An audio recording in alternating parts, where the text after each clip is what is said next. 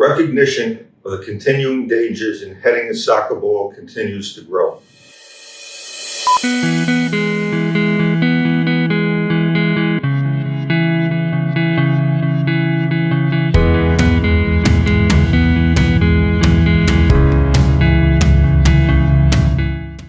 European football, known in the United States as soccer, and U.S. football are both concussion delivery systems.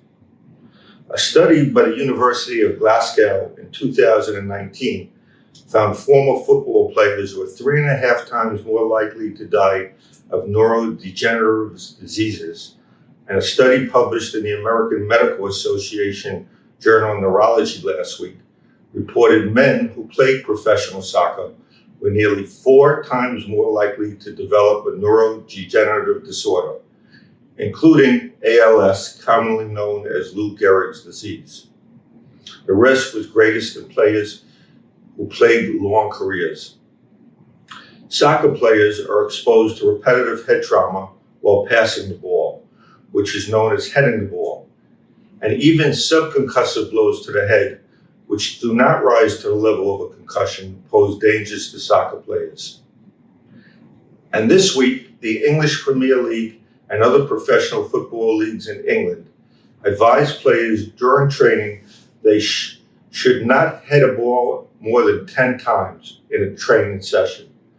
The recommendation forms part of the new heading guidelines across all levels of professional and amateur soccer in England for next season.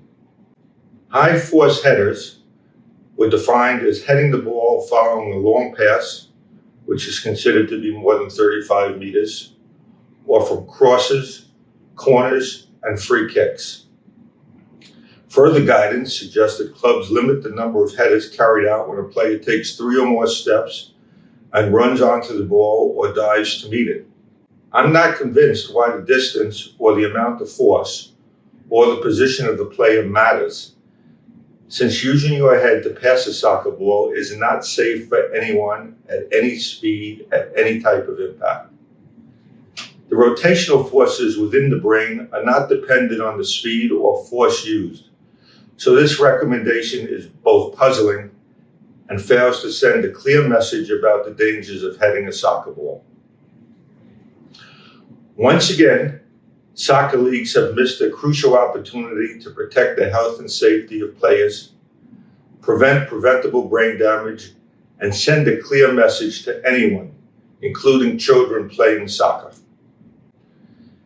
The recommendations are just recommendations, with no penalties if they are not enforced. 10 hits is a purely arbitrary number with no scientific basis. The distinction between practice and competition makes no sense. The recommendations fail to consider the distinction between male and female players and fails to put further limitations on the use of heading for children. Neck size and biological differences in gender and age are all important considerations that have not been considered in these recommendations. The physical characteristics of children, their growth and development, were also not considered. It is often said that the devil is in the details, and there is a good deal of participation by Satan in this recommendation. What we need are clear bans on heading the ball in youth, amateur, and professional soccer, in both training and in competition. Thanks for listening to the Brain Injury Insider from my new location in New York City. And I look forward to seeing you next week on a new edition of the Brain Injury Insiders.